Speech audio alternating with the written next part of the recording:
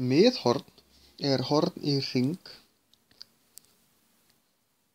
þar sem að miðpunkturinn í hringnum er oddpunkturinn eða hornpunkturinn á miðhorninu, og þá tölum við að miðhornið spanni ákveðinn boga og boginn er þá jafn margar gráður á hornið. Við skulum gefa okkur að þetta horn hérna sé 100 gráður. Það sé ekki rosalega nákvæmlega að tegna hjá mér. En ef við teiknum síðan ferilhorn sem er horn sem að spannar sama boga, þennan hérna boga, og við teiknum